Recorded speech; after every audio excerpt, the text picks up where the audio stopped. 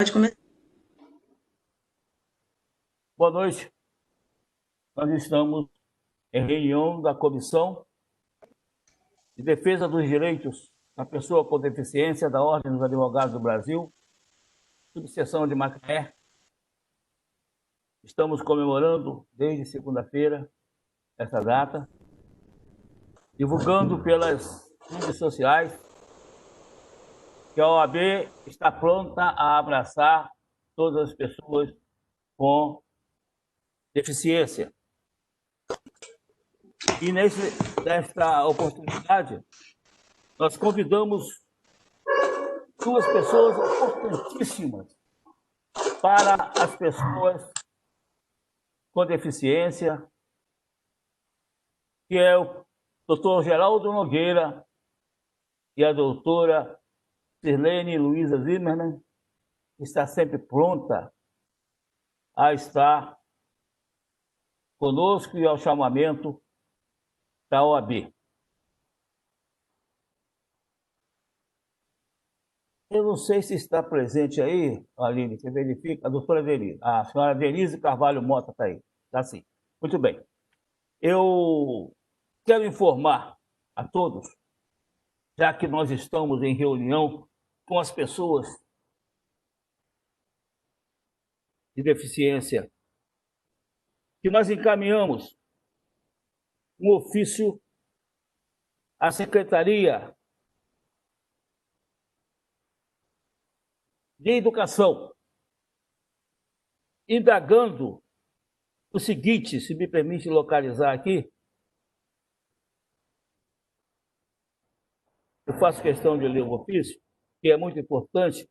Depois nós vamos divulgar pelas redes sociais, no sentido de que a Secretaria de Educação realmente responda ao nosso questionamento. Inclusive, eu fiz menção no expediente, no ofício, que nós estávamos enviando sobre o palio do Estatuto da Ordem dos Advogados do Brasil, que dá autoridade ao presidente da seccional ou da subseção e requisitar informações dos poderes constituídos. Então, eu quero ler para vocês o seguinte. Senhora secretária, levamos ao conhecimento de Vossa Senhoria que a Comissão de Direitos das Pessoas, de Defesa das Pessoas com Deficiência da OAB Macaé mantém permanentemente em reunião pela via virtual. Está difícil, hein?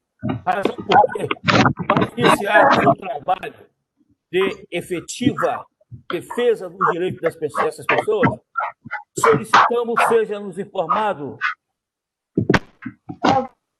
Alguém está com o microfone aberto. Seja-nos informado as indagações adiante enumeradas. Esclarecemos outro sim.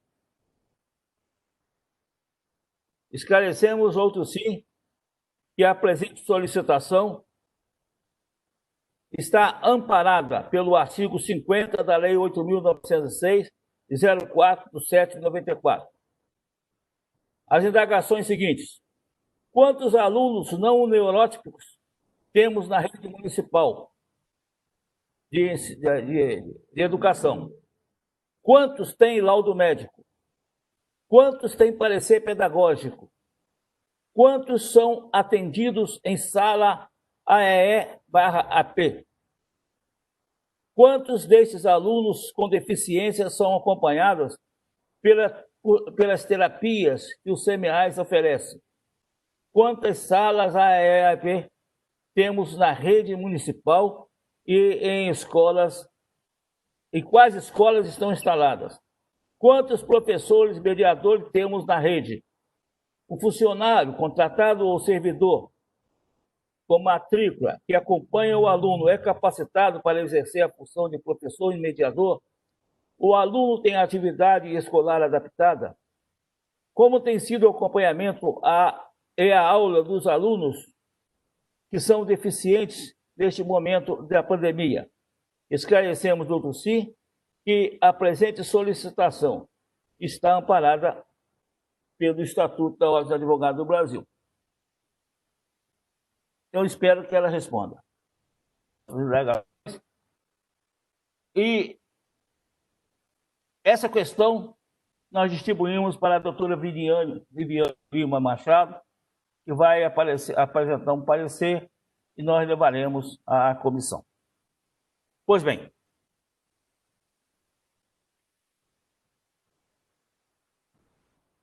por solicitação do presidente Fabiano, estou vendo se a dona Denise está aí. Está aí, sim. Está aí, dona Denise? Está aí, dona Denise Carvalho Mota? Tá aí, sim. Então, nós, com a permissão dos palestrantes, com a permissão de todos, nós trouxemos a dona Denise Carvalho Mota para falar em nome das pessoas com deficiência. Foi uma solicitação do nosso presidente, nós acatamos e deixamos então a palavra com a doutora Denise. Aline, pode abrir o microfone para a Denise. Boa noite a todos. Agradeço a oportunidade de estar participando desse evento tão importante, precioso para nossas sabedorias, né? Sou mãe de pessoas com deficiência física, né? E agradeço à doutora Sirlene e ao doutor Geraldo a oportunidade que me deu para estar falando como mãe de pessoas de deficiência física. A minha história começou no dia 26 de novembro de 2000, quando meu filho, Gabriel, nasceu de 5 meses e 2 semanas. Meu filho ficou internado na UTI 3 meses. 3 meses foi assim, eu fiquei desorientada, né, sem saber. É um processo de... Para uma mãe, ficar com o filho 3 meses na UTI não é fácil. Passados esses 3 meses, meu filho teve alta. Viemos embora para casa com um laudo da UTI, né, e uma receita que a doutora lá passou para mim com Gadernal e Rinosoro. Eu olhei como assim, para mim, Gadernal, meu filho nunca tomou Gadernal, meus filhos nunca tomaram Gadernal. Por que o Gabriel? Eu saí de lá sem saber nada do que estava acontecendo com meu filho. Quando cheguei em casa, eu falei assim, que eles tinham me orientado para procurar uma fisioterapeuta. Imediatamente liguei para o fisioterapeuta. Ela marcou um horário e veio avaliar o Gabriel. Avaliou o Gabriel e também olhou assim, ficou meio... Eu pensei, meu filho só tem um desvio de face. Ela ficou meio sem saber nem o que falar para mim. Ela falou assim, vamos marcar uma consulta com a doutora no Rio. E vários pacientes meus consultam com essa doutora. E logo, no outro dia, marquei e fui à doutora. Chegando lá, falei, doutora, nós viemos aqui para uma avaliação com o Gabriel. Meu filho é uma criança que ele tem uma lesão de grau 2, que está aí no laudo que eu peguei lá na UTI, e uma lesão com grau 2, uma criança pode estar fazendo várias coisas, que eu já entrei, eu já vim buscar, isso aí, entendi assim. Ela falou assim, nossa, você está muito crua na situação, porque seu filho tem uma lesão de grau 2, sim, mas a tronco cerebral, seu filho vai ficar em cima de uma cama igual um parafuso. Ele não vai fazer nada. Eu fiquei, o quê? Não vai fazer nada? Falei assim, na hora eu fiquei sem saber, eu fiquei muito desorientada, mas olhei para a cara da fisioterapeuta, ela já sabia, só que eu acho que ela não ficou restrita em me falar, porque eu tinha que vir pronta da UTI. É uma coisa que, assim, a mãe, 20 anos atrás, o processo era mais lento, mas, assim, a mãe tem que saber o que está acontecendo com o seu filho. E eu não sabia de nada, eu só vim saber quando eu trouxe meu filho para casa, que eu comecei a buscar, né? Então, é o seguinte, viemos, então tá. E vocês voltam com ele daqui a 3 meses.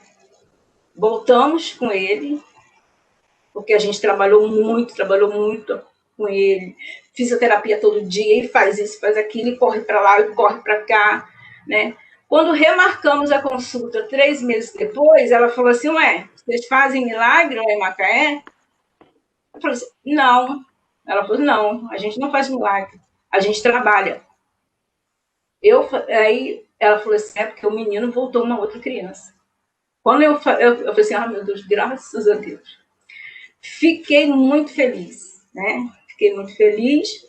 E Gabriel, hoje, é uma criança que a gente tem que fazer investimento, né? Toda mãe de portador de deficiência tem que investir, a gente tem muita garra.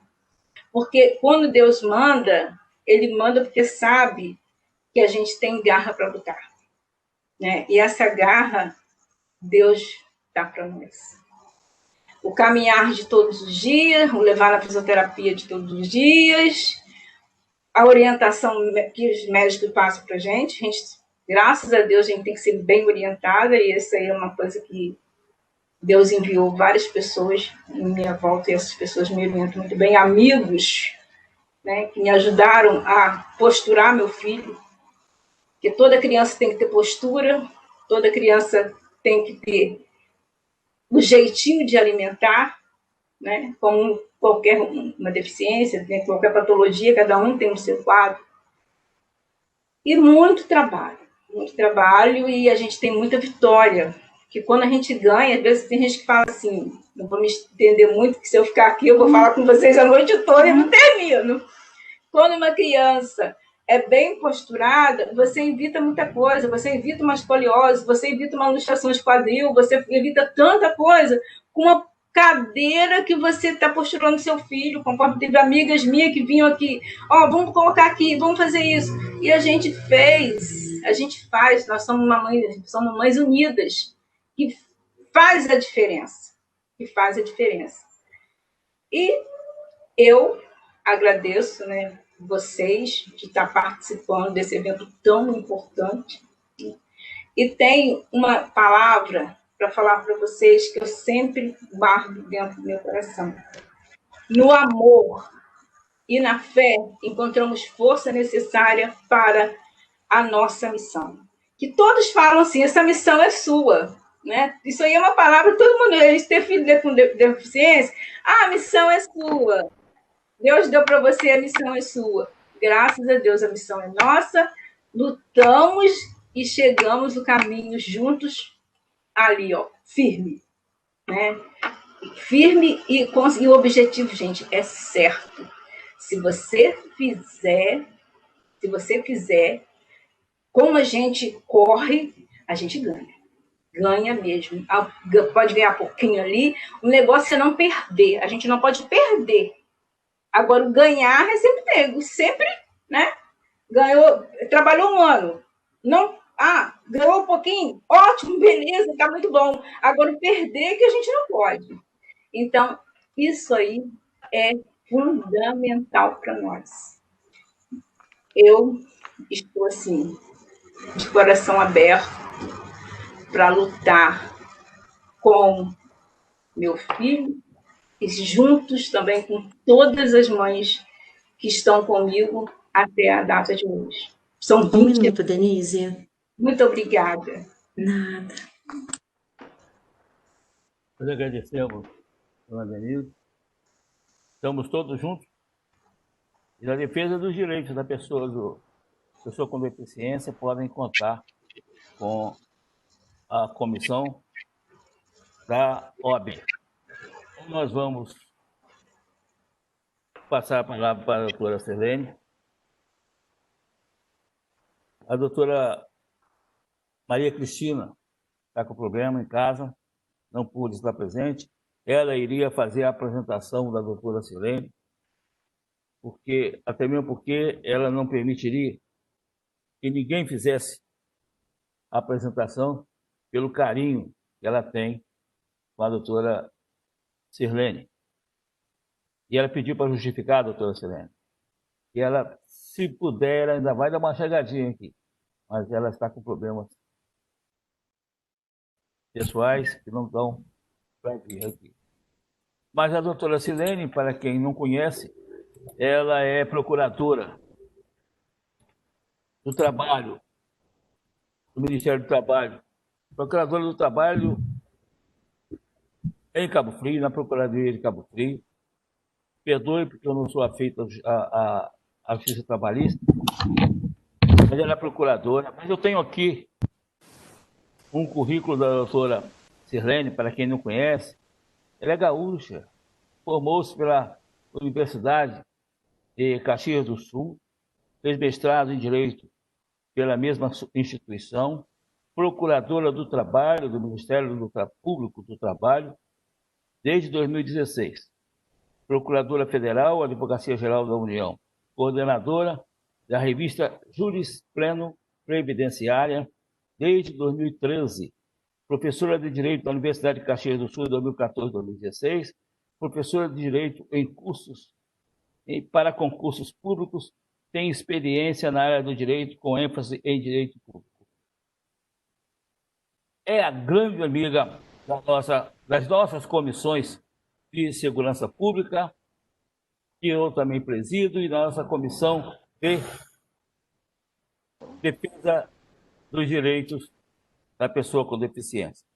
Então, eu deixo a palavra com a doutora Sirlene pelo tempo de 20 minutos. Depois nós passaremos a palavra para o doutor Geraldo Nogueira e após nós faremos debate com perguntas dirigidas para a doutora Aline. Doutora Sirlene, pode abrir o... O microfone é aberto, doutora Sirlene. Ela está logada 2 vezes, então eu abri os 2 microfones. Ok, eu estou com uma dificuldade na internet aqui. Vocês estão me ouvindo? Sim, sim. Nós te ouvimos, mas não te vemos. Eu estou logada com meu celular e com meu notebook. Eu quero ver se pelo menos com o celular eu consigo manter a conexão, tá? A senhora, estão me ouvindo perfeitamente? Com os 2, sim. É bom deslogar em um e logar só em um, porque senão essa conexão vai ficar pior. Vai ter mais problemas de conexão. Eu estou com a rede móvel. Estou com o celular com a rede móvel. Mas eu vou ficar só no celular. Sair da outra. Ótimo, já saiu. Consegue manter bem a reunião aqui. Tem a palavra, doutora. Obrigada, Aline. Obrigada, doutor Ronaldo. E, bom, inicialmente estamos falando em pessoas com deficiência e vamos falar sobre acessibilidade. Eu quero fazer minha audiodescrição. Meu nome é Sirlene Luiza Zimmermann, sou uma mulher branca, cabelos longos, castanhos, olhos verdes, estou usando uma blusa listrada com branco e preto e vamos falar hoje aqui sobre a luta das pessoas com deficiência pela efetiva inclusão, trazendo um pouco a perspectiva do Ministério Público do Trabalho e também desse cenário em Macaé, no município de Macaé. O Ministério Público do Trabalho tem uma atuação, dentre as suas diversas atuações, tem a questão da inclusão das pessoas com deficiência no mercado de trabalho como uma de suas atuações prioritárias, dentro de uma coordenadoria que foi criada no ano 2000, que é a Coordenadoria Nacional de Promoção de Igualdade de Oportunidades, que a Cor de Igualdade, né, que hoje ela está baseada em 3 projetos nacionais, e um deles é a inclusão e acessibilidade de pessoas com deficiência no mercado de trabalho. Num primeiro momento, esse projeto ele visava apenas a questão da inclusão, o cumprimento da cota, mas a partir do momento que nós temos a aprovação da Convenção da ONU das pessoas com deficiência, nós temos que tratar da questão da acessibilidade. A gente não consegue apenas cumprir cota. Só cumprindo cota, ou tentando cumprir cota, a gente está desde 1991. A lei de cotas vai fazer 30 anos no ano que vem e a gente ainda não está conseguindo cumprir a cota. Lembrando que a lei de cotas ela é uma ação afirmativa, e como toda ação afirmativa, ela deveria ser temporária. O propósito dela seria que ela vigesse por algum tempo, e quando efetivamente nós conseguíssemos superar aquela barreira, aquela discriminação, aquela condição histórica que dificulta o acesso das pessoas com deficiência em igualdade de condições ao mercado de trabalho, nós possamos deixar de lado a cota, porque a inclusão ela vai estar acontecendo de forma natural. Infelizmente, nós não chegamos nesse momento ainda.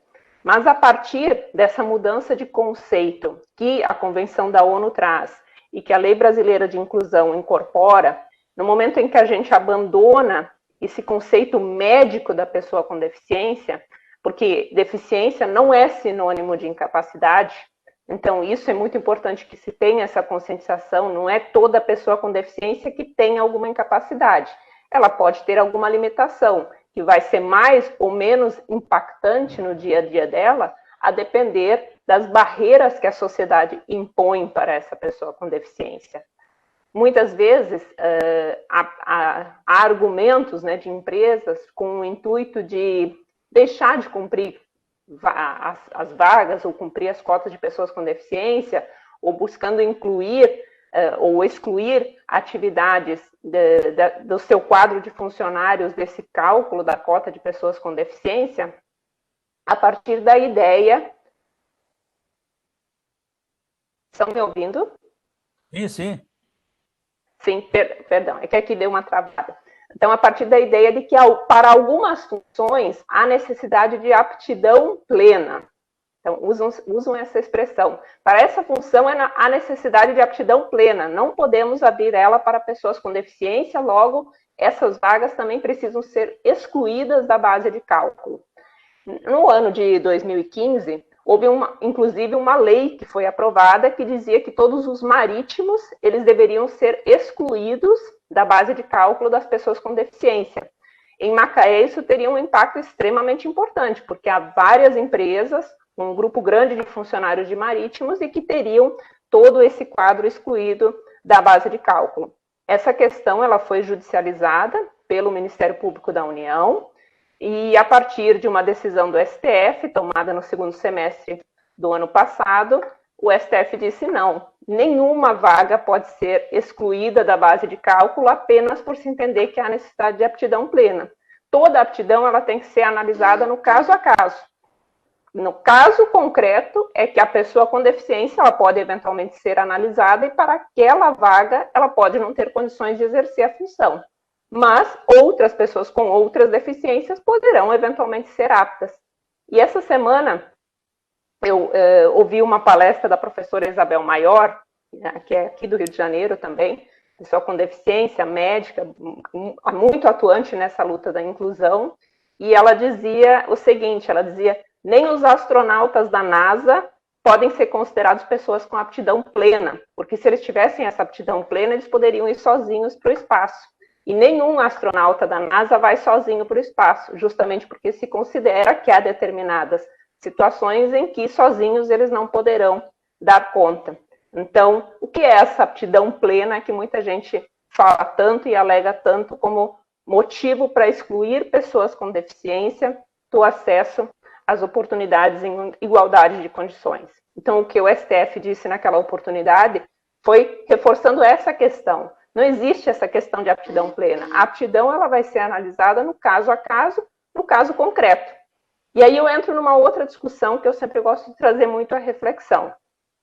Quando as empresas divulgam vagas para pessoas com deficiência, normalmente as empresas escolhem quais vagas elas vão disponibilizar para pessoas com deficiência. Dizem, auxiliar administrativo é a vaga que mais gostam de oferecer para pessoas com deficiência. Vaga para pessoa com deficiência, auxiliar administrativo. Por que só essa vaga dessa empresa pode ser oferecida para uma pessoa com deficiência? Porque todas as vagas dessa empresa não podem ser oferecidas a pessoas com deficiência. E quando se faz essa pergunta, normalmente os argumentos que vêm, eles trazem à tona barreiras físicas, barreiras atitudinais, barreiras essas que a Lei Brasileira de Inclusão disse que precisavam ser superadas, precisavam ser excluídas para que se tivesse efetivamente a verdadeira inclusão. Então, nesse momento, a gente verifica que, na realidade, quem é deficiente é o espaço físico, é o equipamento que não é apropriado para uma pessoa com deficiência, são as atitudes, a questão da barreira atitudinal, que ela ainda não permite o integral e livre acesso da pessoa com deficiência em igualdade de condições. Então, de quem é a barreira? De quem é a deficiência? Onde está a barreira? Na sociedade, e não na pessoa com deficiência. Eu acho que é esse conceito que a gente precisa superar, ou adotar. É esse paradigma que a gente precisa quebrar quando a gente fala desse novo conceito de pessoas com deficiência. Lembrando que cota não é privilégio. Pessoa com deficiência não precisa de caridade. Pessoa com deficiência precisa de oportunidade. Muitas vezes, as empresas argumentam que as pessoas com deficiências não são suficientemente capacitadas. Na realidade, quando nós vamos ver as estatísticas das pessoas com deficiência, nós vemos que quase 8% delas, segundo o último levantamento do IBGE, tem curso superior completo. Então, no momento que nós temos quase 8% das pessoas com curso superior completo, e que esse número alcança cerca de 2 milhões de pessoas, sendo que hoje, no mercado formal de trabalho, nós temos cerca de 400 mil vagas de pessoas com deficiência não cumpridas, não atendidas, nós vemos que é um argumento que acaba por cair por terra. Mas nessa situação, a gente precisa lembrar também de uma outra questão. Muitas vezes, a pessoa com deficiência pode ser formada, ter um curso superior completo, só que quando a empresa só oferece cargo de serviços gerais ou auxiliar administrativo, qual é a vantagem que ela vê em aderir a esse cargo? Outro argumento que muitas vezes se traz é a questão de se preferir o benefício assistencial do que um cargo, um emprego.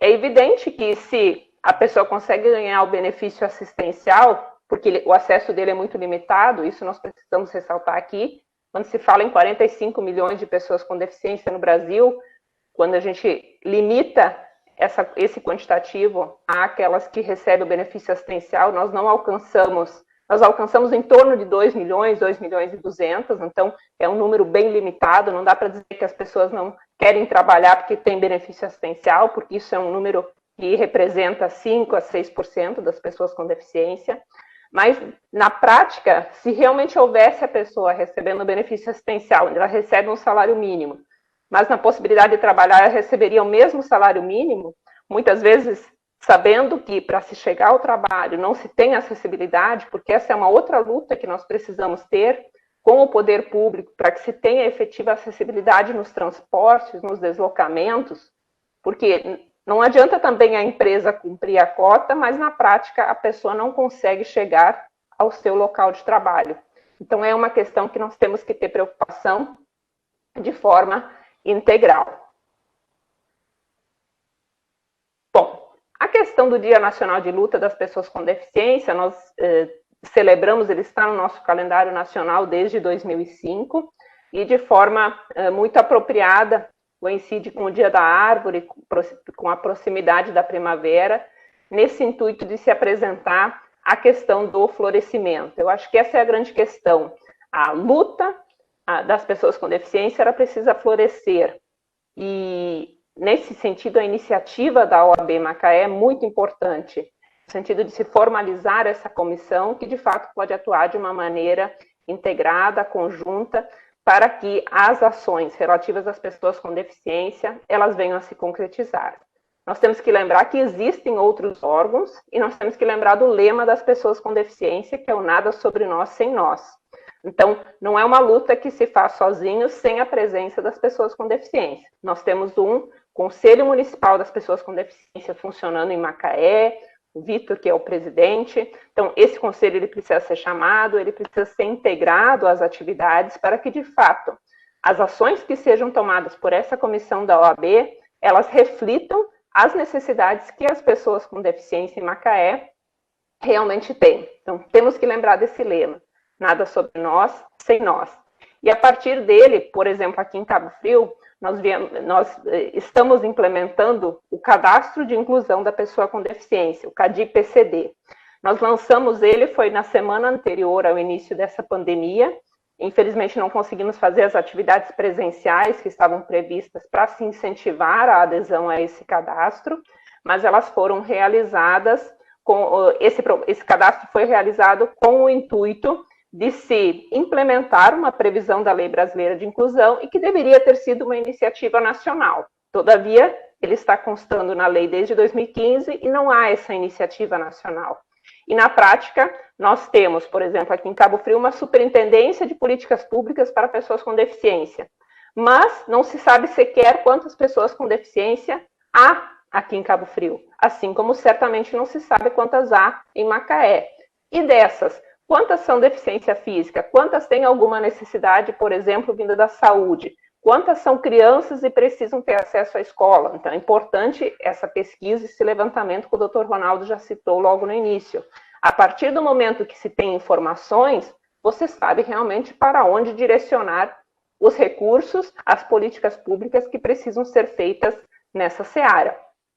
E o Ministério Público do Trabalho está próximo e está junto com essa iniciativa, porque na prática muitas empresas, quando acionadas e instadas a cumprirem a cota, elas não, mas eu já tentei de tudo e não consigo cumprir a cota, não tem ninguém que queira um emprego, né? Então, no momento que a gente tem um cadastro formatado, a gente diz, você não consegue, então vou buscar aqui os currículos, todas as pessoas com deficiência cadastradas aqui no município ou na região e que tenham acesso e que possam ser incluídas na sua empresa.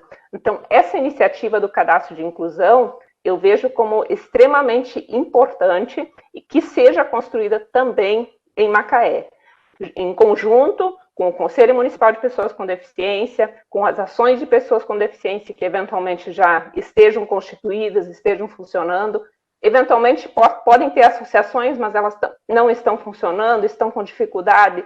Nesse sentido, a OAB eu acho que pode apoiar bastante também para que se saia do papel, tenha uma ação efetiva esse tipo de associação, se busque realmente esse diálogo com Secretaria de Educação, com Secretaria de Saúde, de modo que esse trabalho possa ser feito de forma conjunta e realmente políticas públicas possam ser construídas. Além disso, dentro do cenário da qualificação das pessoas com deficiência, aí já pensando na vida adulta, porque quando a gente fala do cadastro de inclusão e fala em políticas públicas envolvendo a questão da educação, nós vemos como extremamente importante que isso envolva as pessoas com deficiência desde a infância, justamente porque, quando nós tivermos escolas inclusivas, a proximidade, o convívio com pessoas com deficiência vai ser algo natural. As crianças vão estar acostumadas a viver com outras crianças, algumas com deficiência, outras sem deficiência, mas isso vai ser algo natural.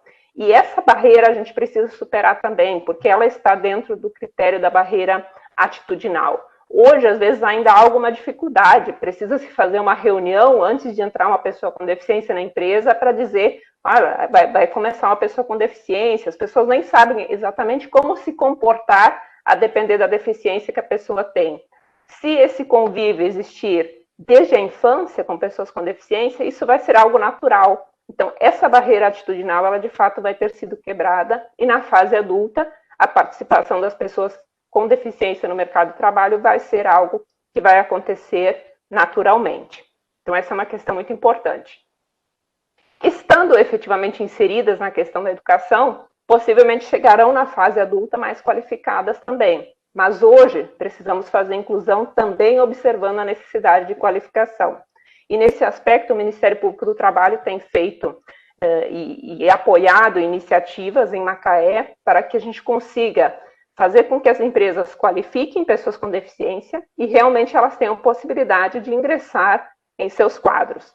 Então, nós temos destinado verbas de ações civis públicas, termos de ajuste de conduta para realizar esses cursos de capacitação e também fizemos com a ABESPETRO, a Associação Brasileira do Petróleo, que representa várias grandes empresas que atuam no ramo offshore em Macaé, um termo de cooperação, de modo que vão ser realizados cursos também voltados às pessoas com deficiência e dentro de qualificações exigidas para essas empresas.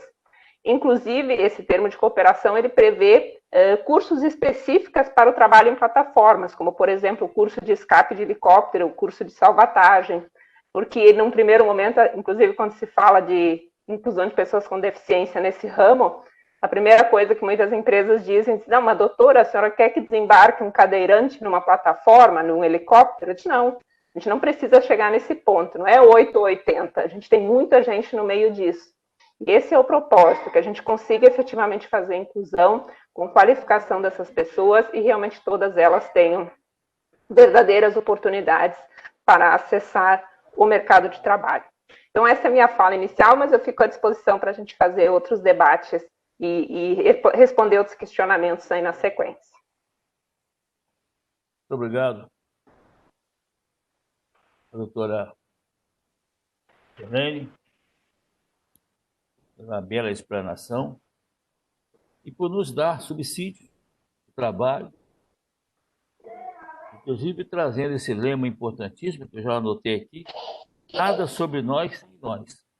E o objetivo da comissão é convocar, já está convidado até mesmo o presidente da comissão do Conselho Municipal, vamos convidar outras entidades, como a Mopan e outras entidades que eu estou vendo aí, que eu tenho conhecimento, a Lúcia já me ligou. O Mopan está presente, a Caroline está aí, a Lúcia também, isso. A Maria do Socorro também. Estou vendo o Mopan aqui. Então, nós vamos estar abraçados também com todas essas instituições. Vamos agora passar a palavra ao professor, ao doutor Geraldo. E eu quero fazer uma explanação sobre o Geraldo, antes que ele fale. Cadê o Geraldo? Está lá na ponta direita. Para que todos conheçam. O Geraldo Marques Nogueira Pinto. É esse seu nome? Isso. O Geraldo, em 1990, sofreu um acidente de carro, o que lhe causou uma paraplegia. Mas Geraldo não desistiu dos seus sonhos. Investiu seu potencial nos estudos jurídicos, principalmente voltados para a defesa dos direitos humanos, sendo hoje uma das áreas de sua atuação. Ele exerce a advocacia, foi conselheiro da OAB-RJ por 2 mandatos, fundou e presidiu a Comissão de Defesa dos Direitos da Pessoa com Deficiência por 10 anos lá na OAB-RJ. Foi subsecretário da Pessoa com Deficiência no município do Rio de Janeiro, é presidente de honra do CDPD, da OAB-RJ. Foi membro corregedor do Conselho Municipal da Criança e do Adolescente do Rio de Janeiro. Presta serviços jurídicos em diversas associações no Rio de Janeiro e na região metropolitana. Em abril de 2013, recebeu a comenda Medalha de Mérito Autista por iniciativa do movimento Mundo Azul, tendo em vista sua atuação no segmento e o seu precoce reconhecimento de que o autismo é uma deficiência. Segundo Geraldo Nogueira, a igualdade de oportunidades para pessoas com deficiência passa pela conscientização de seus direitos e de suas necessidades, bem como pela difusão das informações que levem à efetivação das garantias constitucionais. Toda a sociedade, prossegue Geraldo, é responsável por contribuir com o processo de conscientização e difusão de conhecimento, dentro de um conceito de desenvolvimento inclusivo, onde se expande a visão do crescimento social, reconhecendo a diversidade como um aspecto fundamental para o desenvolvimento socioeconômico e humano. Doutor Geraldo Nogueira, seja bem-vindo à nossa comissão de defesa dos direitos de pessoa jurídica. A palavra é sua. Ok. Meu microfone já está aberto, Aline? Estão me ouvindo? Microfone aberto. Bom, eu sou um homem branco, né, fazendo aqui minha audiodescrição. Eu tenho cabelos grisalhos, perdão. Eu estou de óculos, estou usando uma camisa branca e um blazer bege. Atrás de mim tem uma mesa com uma florzinha no centro e uma parede aí esperando um papel parede novo. está meio aí encardida a parede. Mas, dito isso, eu gostaria muito de cumprimentar o Dr. Ronaldo Linhares, que é presidente da Comissão de Defesa dos Direitos da Pessoa com Deficiência da OAB Macaé. Cumprimentando ele, eu cumprimento também a doutora Sirlene Zisman, que proferiu uma palestra excelente, maravilhosa. Fiquei muito impressionado e muito gratificado com a sua palestra, muito boa.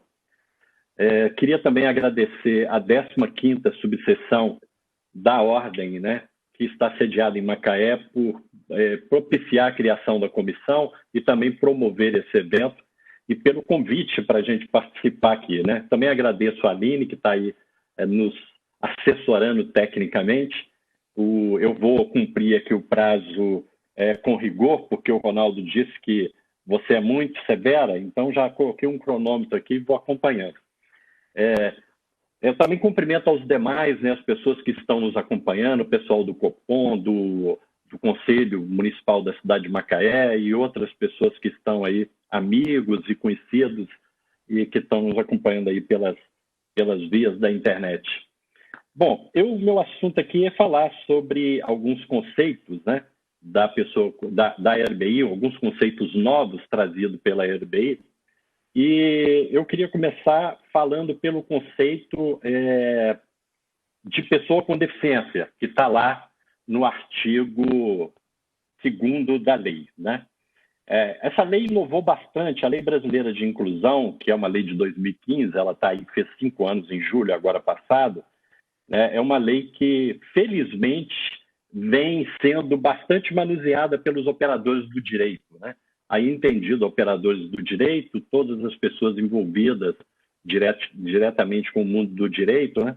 Aí o judiciário, os promotores, procuradores, advogados, enfim, todo esse pessoal que está ligado ao mundo do direito. Então, diferentemente da Convenção sobre os Direitos da Pessoa com Deficiência, que a Convenção chegou primeiro, né, e entrou no nosso ordenamento jurídico com força de emenda constitucional.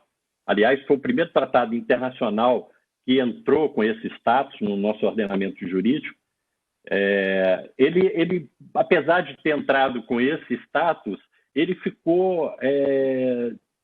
passou ao largo, né, dos operadores do direito na sua maioria. Até decisões do tribunal chegou a sair sem considerar as novas normas, né, trazidas por essa convenção. Bom, a gente tinha um temor que a LBI transitasse por esse mesmo caminho, mas, diferentemente da convenção, ela vem sendo bastante manuseada, e isso é bom para a gente, porque ela traz assim, conceitos muito inovadores, né? E a gente teve, essa lei foi uma lei assim, muito árdua, vou fazer um histórico rapidinho, de 2 minutos. Ela tramitou no Congresso por uns 16 anos. Era um projeto de lei, né, do senador Paulo Paim, na época, e a ideia dele era constituir o Estatuto da Pessoa com Deficiência, mas o projeto inicial dele, ele não foi feliz, acho que foi mal assessorado, inclusive, e era um projeto muito ruim, mas muito ruim. Eu lembro que a primeira vez que eu vi uma minuta do projeto de lei original dele, ele fez uma publicação, espalhou pelo Brasil, chegou até a mim, e eu vi que ele usou 2 textos, né, de suporte, textos na área da deficiência, e eu tive o privilégio que um dos textos que ele usou foi um texto escrito por mim no ano 2000, intitulado A Pessoa com Deficiência no Novo Milênio, que naquela época tudo era o Novo Milênio, né? Era o bug do Novo Milênio, e eu também entrei na moda e escrevi um artigo intitulado A Pessoa com Deficiência no Novo Milênio. Bom, quando eu vi que tinha um artigo meu dando suporte lá ao texto, a proposta, né, de minuta do Estatuto, eu fui ler o primeiro artigo do Estatuto e fiquei decepcionado. Aí escrevi vários outros artigos criticando muito aquela proposta de lei. O fato é que isso ficou parado no Congresso muitos anos. Depois, mais à frente, no governo da presidente Dilma, foi constituída uma comissão para fazer uma atualização do projeto de lei, assim foi feito. Aí foi nomeada, na época, a deputada Mara Gabrilli, de São Paulo, que hoje é uma senadora, né, ela é tetraplégica. Ela foi nomeada relatora do projeto de lei na Câmara dos Deputados na época, e ela colocou em consulta pública. Aí, através da comissão, eu estava presidindo ainda a comissão da OAB do Rio de Janeiro, da seccional. Nós fizemos 2 grandes eventos, né, onde participaram pessoas do estado inteiro, inclusive de Macaé. Os eventos tinham presença, todos 2. Um foi na sede da OAB, o outro foi num hotel em Copacabana. Nós tivemos presença de mais de 500 pessoas em cada evento. E achei pouco, porque eram muitas propostas de atualização da lei. Aí cheguei a fazer mais 5 audiências públicas, sendo 4 na OAB e uma outra a gente fez na Assembleia Legislativa do Estado do Rio de Janeiro. Bom, a partir disso a gente colheu informações, fizemos um documento de sugestão de alteração da lei e de inclusão de novos artigos, né? E uma das sugestões que nós fizemos foi o nome da lei, Lei Brasileira de Inclusão. Esse nome saiu, aí para orgulho de todos nós, da comissão da OAB, através desse trabalho. A partir que eu enviei esse documento, eu recebi um convite da deputada na época e de um outro deputado do Rio, que é o Otávio Leite, para ir no Congresso, na Câmara dos Deputados, fazer defesa, não só do nome, mas de alguns artigos que nós apresentamos e eram muito polêmicos, né? E nós fomos lá, eu e o doutor Luiz Cláudio Freitas, que era meu vice-presidente na época, nós fomos lá numa sessão da Câmara e fizemos defesa e acabou sendo aprovado na Câmara o nome da lei e todas as sugestões que nós fizemos entraram na lei. Então, a lei ficou com mudanças bastante significativas, né? Esse primeiro nome, o primeiro conceito assim, que foi bastante avançado, é o conceito de pessoa com deficiência. Porque o conceito anterior, né, antes da lei, era um conceito fundado, baseado no modelo médico. Ou seja, eu vou falar de uma forma mais prática, né? Para o mundo médico, eu, por exemplo, sou um cadeirante, né? Aliás, aproveito para dizer isso, sou usuário de cadeira de rodas, como o doutor Ronaldo disse, eu sofri um acidente de carro em 1990, fiquei paraplégico.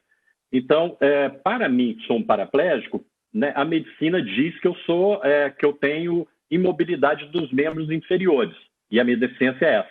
E isso é verdade, e eu estou sempre com essa deficiência para o mundo médico. Mas ele era um conceito que pesava muito na nossa vida do dia a dia, e eu vou dar um exemplo prático, porque hoje mudou o conceito. O conceito está fundado hoje na funcionalidade da pessoa perante o meio que ela está atuando. Então, é um conceito hoje mais social e não um conceito com fundamento médico. Então, um exemplo, se eu estou andando, né, com uma pessoa sem deficiência por uma calçada e a calçada tem acessibilidade, eu estou andando bem com a minha cadeira, aí na esquina tem rampa, eu atravesso, nesse momento, para a lei, eu não sou uma pessoa com deficiência. Né? Para esse conceito novo da lei, eu não tenho uma deficiência, porque eu tenho uma acessibilidade total naquele momento, né? Então, eu não tenho uma deficiência naquele momento. Mas vamos supor que a gente vai entrar numa igreja e nessa igreja tem uma escada. Aí a pessoa que está me acompanhando, como não tem uma deficiência, consegue subir a escada e entrar e eu fico impactado ali, sem condições de entrar por conta da escada. Nesse momento, eu me torno uma pessoa com deficiência, não por minha culpa, como era antes, né, que era o modelo médico. Você tinha o problema e você não conseguia acessar. Então, hoje, eu me torno uma pessoa com deficiência porque aquele meio tem uma barreira que me impossibilita de ter uma acessibilidade plena. Então, a deficiência, eu passo a existir para eu ter uma proteção da lei. Então, a lei, nesse momento, ela passa a funcionar para me proteger. Então, esse conceito hoje, ele migrou do conceito médico para o conceito da funcionalidade, que é você funcionar bem, vamos colocar assim uma coisa mais simples, né? No meio onde você está andando, não só na questão do cadeirante, mas qualquer outra deficiência, também auditiva, visual. Eu usei um exemplo comigo, né? Porque sou cadeirante, mas serve para qualquer outra deficiência. Uma outra, para a gente não ficar muito tempo nesse conceito, um outro conceito bastante inovador, que já está no artigo 3º da lei, foi o conceito de adaptações razoáveis, né? Porque antes da Lei Brasileira de Inclusão, nós tínhamos uma exigência de acessibilidade com base nas normas técnicas da OAB. A própria legislação, né, a Lei 10.098, que é uma lei de 2000, ela citava isso, né, as normas técnicas como base. E o desenho universal, que é uma acessibilidade bastante que alcança uma maior gama antropométrica de pessoas, né? Variações de pessoas, tamanho, possibilidade de força, de alcance, né? Então, o desenho universal tem essa amplitude. Mas ficava faltando algo, porque vocês imaginem que vai ser construída acessibilidade num terreno, por exemplo, que tem uma geografia que impede uma acessibilidade dentro do conceito de desenho universal, ou dentro do conceito da exigência da norma da BNT, né? Lá respaldada pela lei. Se não é possível tecnicamente fazer aquilo dentro daquelas normas, faltava esse conselho de adaptação razoável, que é um conceito que diz o seguinte: quando não é possível fazer dentro do conceito de desenho universal ou das normas técnicas, faça-se uma adaptação pelo menos razoável, sendo esse razoável entendido que é o melhor que pode ser feito naquele ambiente, já que aquele ambiente, né, por natureza, ele não permite uma acessibilidade maior, mais plena, né? Então, faça-se uma acessibilidade razoável. Então, um conceito bastante inovador. Um outro conceito assim, fantástico, que está lá também no inciso 11º do artigo 3º, é o conceito de moradia de vida independente. Esse conceito, moradia de vida independente, são moradias com estruturas, né, adequadas, capazes de propiciar serviços de apoio, né, coletivo ou individual, para que as pessoas preservem e ampliem a sua autonomia, né? Isso é uma coisa que nós precisamos avançar no Brasil. A gente está muito atrasado, pouco se fala disso, pouca gente conhece esse tema, né? E esse tema, ele pode, né, essas moradias de vida independente, elas podem, é um dos itens que podem responder aquela pergunta angustiosa, né, dos pais que dizem: quando eu morrer, o que será do meu filho? Né? Os pais que têm uma criança, um filho com deficiência, eles já começam a se preocupar, né? Quando eu morrer, o que será do meu filho? Vai ficar sozinho? Aonde vai morar? Com quem vai morar? Então, esse modelo que a lei traz, de moradia de vida independente, seria uma resposta para jovens, né, ou adultos que têm pelo menos uma capacidade relativa de independência, né? Para os casos de total dependência, a lei também trouxe um conceito de moradia, que são as moradias inclusivas. Aí são moradias com uma assistência total. Aí não é apoio, é uma assistência total. Então, eu, inclusive, assim, cheguei a desenhar um modelo aqui para o Rio, que a gente está discutindo isso, e eu tenho falado com as autoridades, assim, e a gente tem muita chance de construir um primeiro condomínio aqui no Rio de moradias de vida independente. A gente está lutando por isso, né, para construir um modelo novo, já que tem lá fora, cada país tem um modelo diferente, a gente criar o nosso modelo com a cara do povo fluminense, do povo carioca, né? Enfim, além desse conceito, um outro conceito que a lei trouxe muito revolucionário foi o conceito de capacidade civil das pessoas. Antes da lei, a pessoa com deficiência, o Código Civil massacrava, né? Aliás, o Código Civil é um tipo de lei que nunca gostou de pessoas. Ele não gosta de pessoas, o Código Civil, né? Tanto é que quando ele trata das questões ligadas à pessoa, ele se refere sempre o sujeito, né? O contratante, o contratado, o cônjuge, né? É sempre nessa perspectiva. Ele não trata a pessoa como pessoa humana, né? O Código Civil, ele tem sempre essa cara do negocial ou patrimonial, né? E trata o ser humano assim. E aí, por esse motivo, ele tratou, né, as pessoas com deficiência por muito tempo, porque permaneceu um código antigo, né, que era de 1916, permaneceu até 2002 em vigor, e esse código ele trazia uma perversidade que era considerar as pessoas com deficiência, na sua grande maioria, incapazes ou absolutamente incapazes para os atos da vida civil ou relativamente capazes para os atos da vida civil. A partir da Lei Brasileira de Inclusão, o Código Civil sofreu transformações profundas nesse aspecto, porque o próprio artigo 6º da Lei Brasileira de Inclusão, ele diz que a deficiência não afeta a capacidade civil da pessoa com deficiência. Já trouxe isso de cara. E lá no final da lei, que ela faz alteração em várias outras leis, ela fez também profundas alterações no Código Civil, principalmente na questão da curatela, né? Eu me lembro que a gente debateu muito esse assunto E hoje a curatela, por exemplo, que antes a sentença era praticamente um modelo de sentença, né? A pessoa era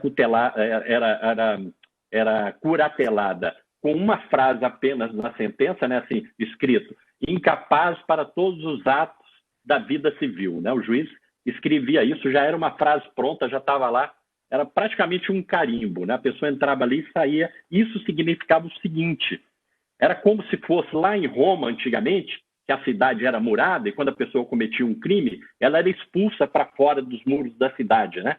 E quando ela era colocada para fora dos muros da cidade, ela não tinha mais proteção da lei, ela vivia na intempérie do tempo, ela corria risco, né, com os animais selvagens e com outras pessoas, né, bandos que viviam, que assaltavam, que faziam, eles não tinham mais proteção. Eram execrados da vida social ali de Roma, né?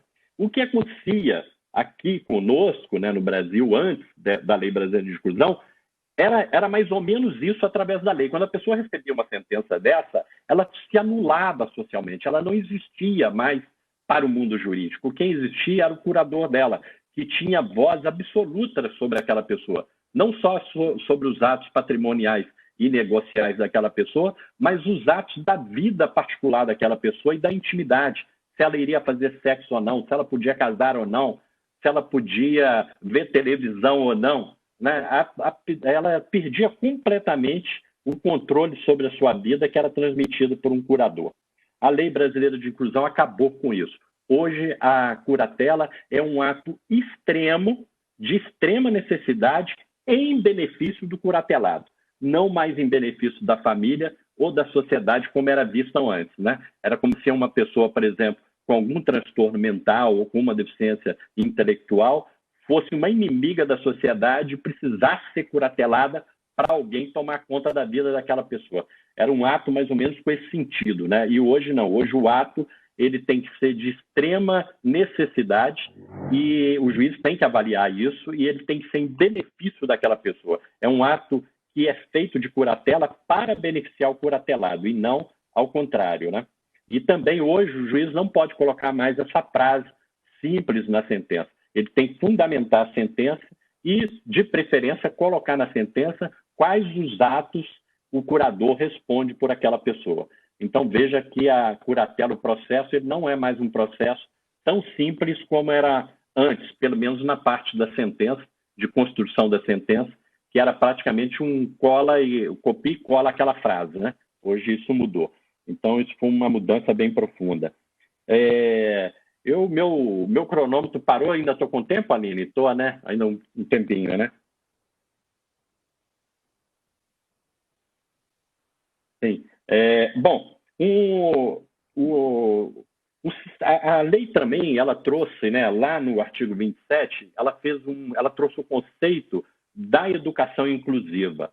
Antes da lei, a gente tinha essa discussão e o mundo educacional estava fervendo, né? Porque tinha gente a favor da educação inclusiva, outros contra, e isso virou, assim, pegou fogo no Brasil.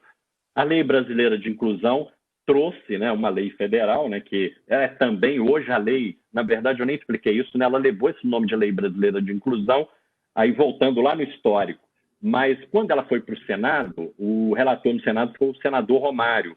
Ele resolveu não mexer nada na lei para não ter que voltar na Câmara, mas o senador Paulo Paim pediu para ele incluir o nome Estatuto da Pessoa com Deficiência. E ele acatou esse pedido do senador, então a lei, o nome oficial dela é Lei Brasileira de Inclusão, abre parênteses, Estatuto da Pessoa com Deficiência. Então, assim, aí eu falando, né, esse estatuto, ele trouxe hoje, no artigo 27, ele adequou, né, e assegurou um sistema educacional inclusivo em todos os níveis escolares, com o objetivo de ampliar o ensino das pessoas com deficiência, né? Então, eu acho que isso também foi um grande avanço, porque acalmou isso no Brasil e as escolas passaram a ver isso não mais como uma discussão, mas como uma obrigação de implantar um sistema educacional inclusive. Inclusive, eu vi o documento aí que o doutor Ronaldo leu, muito bom, eu acho que é importantíssimo, a doutora Silene também falou isso, né? A educação é a base de tudo, a gente precisa começar hoje para que uma sociedade futura aceite melhor e entenda melhor essa diferença que é a deficiência das pessoas, né? Que ainda é muito mal compreendida pela sociedade. Né? Então, isso foi uma mudança boa. E o crime também de discriminação, que está no artigo 88, né? Instituiu o crime de discriminação. Antes da lei, não existia o crime de discriminação contra a pessoa com deficiência. Se a pessoa sofresse uma discriminação, geralmente, né, se chegasse a uma delegacia, o delegado geralmente enquadrava lá no crime de... agora me falhou aqui a memória. Mas era um crime que existe no Código Penal. Me falhou, não vou me lembrar.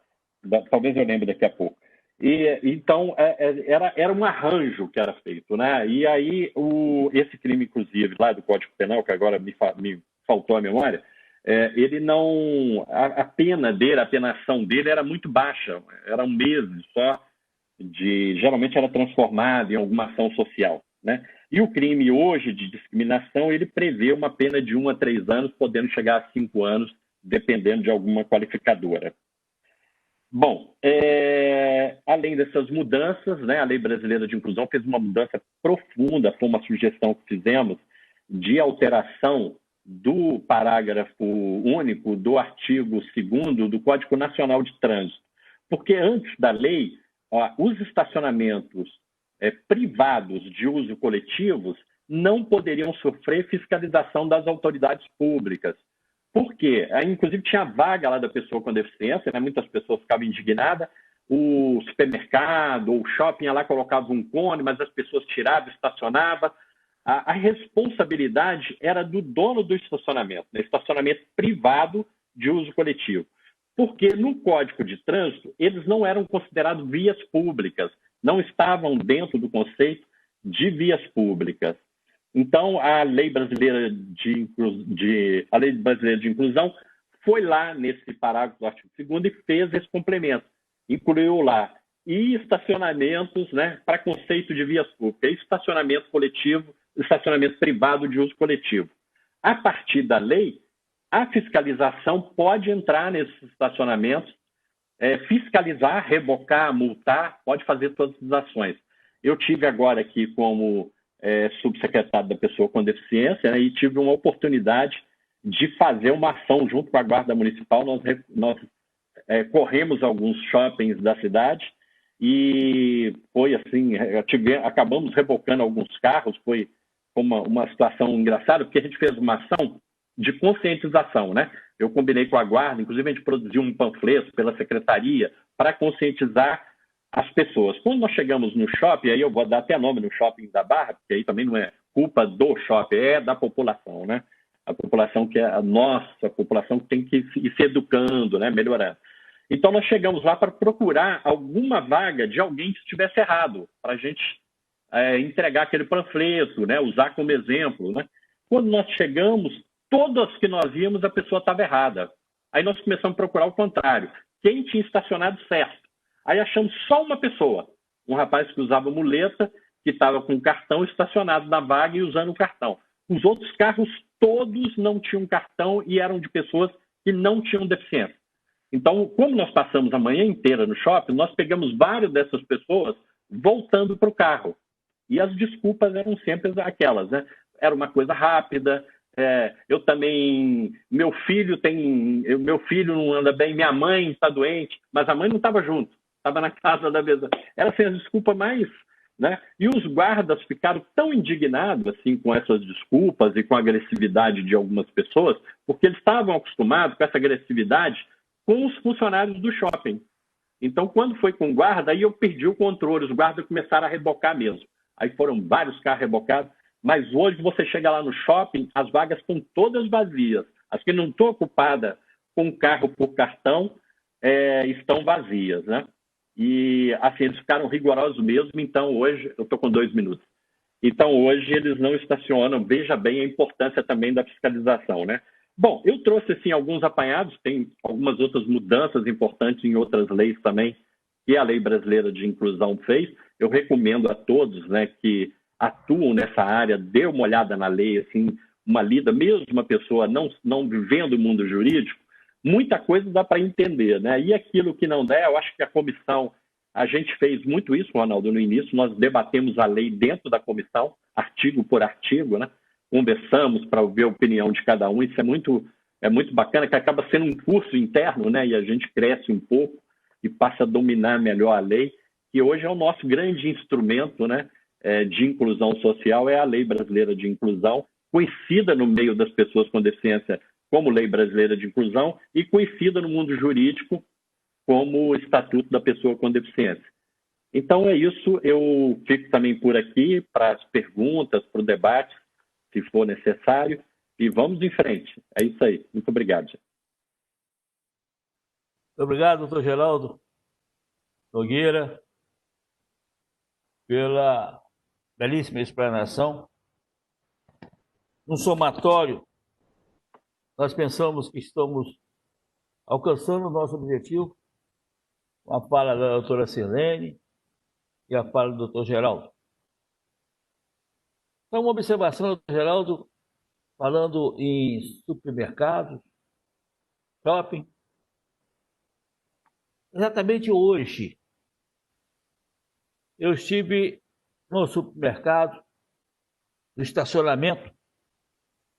O funcionário do supermercado me guiou para uma vaga que estava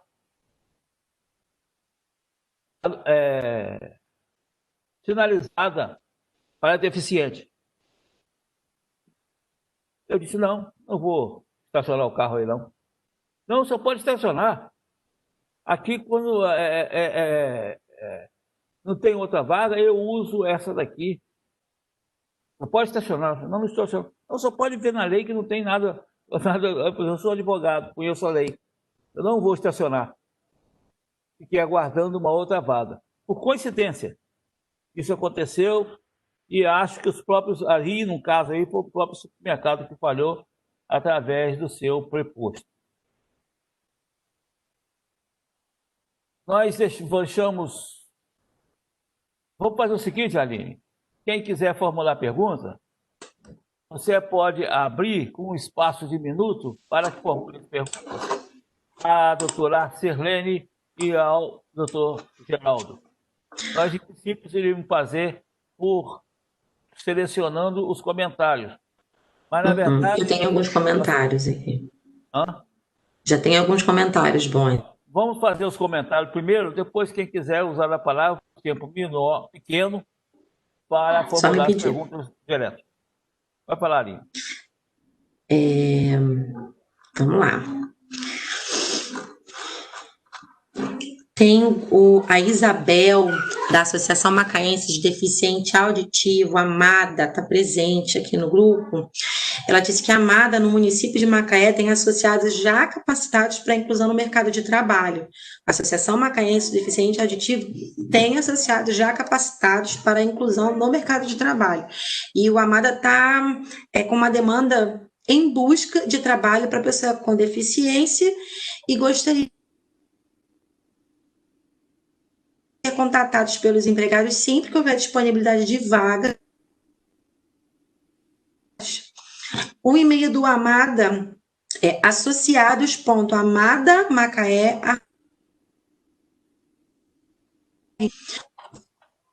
Alguém gostaria de falar sobre a busca do mercado de trabalho pela pessoa com deficiência?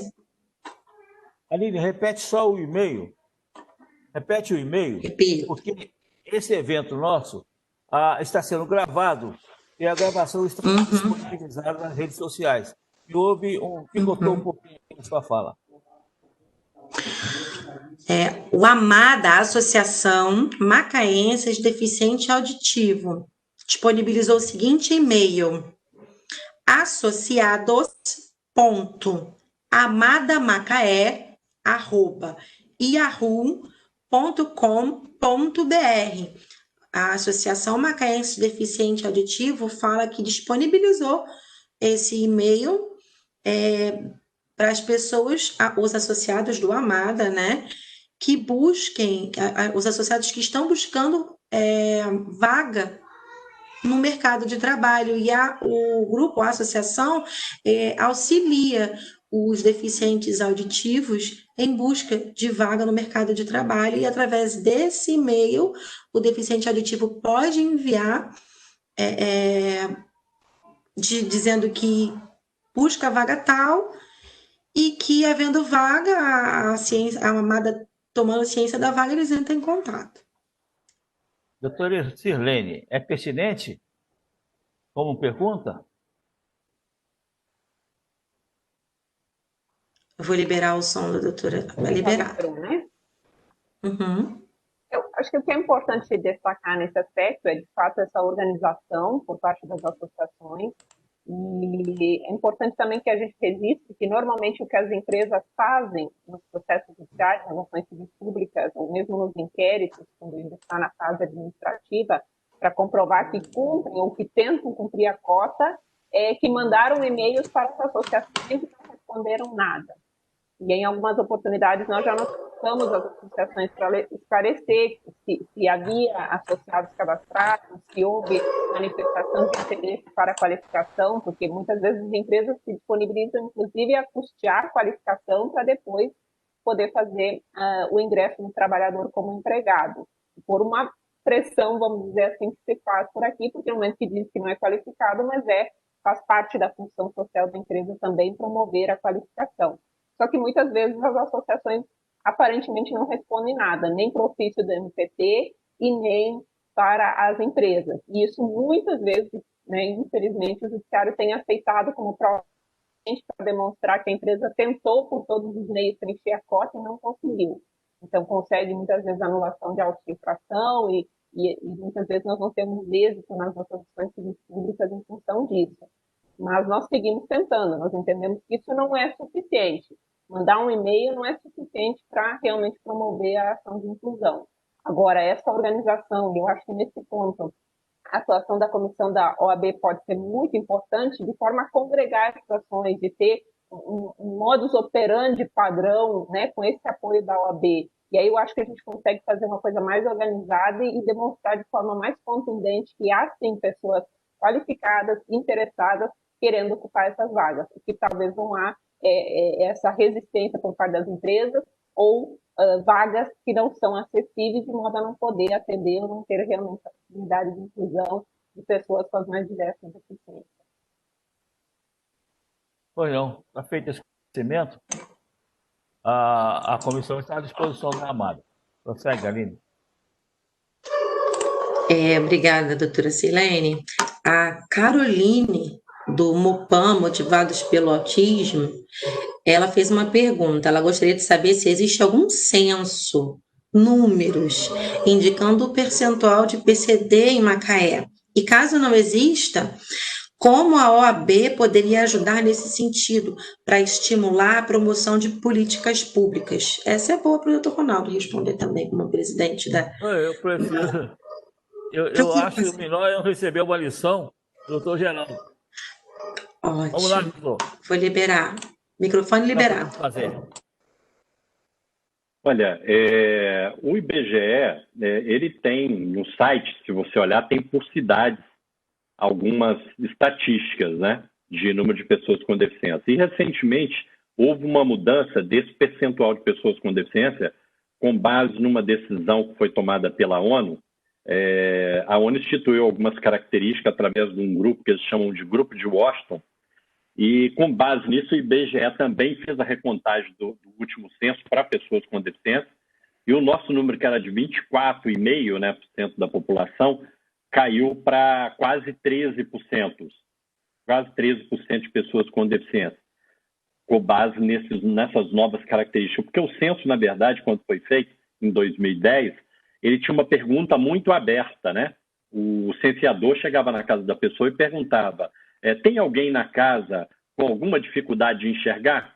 Eu acho que muitos de nós que estão usando óculos, iria responder que sim, né? No entanto, não é uma deficiência para o conceito de deficiência, né?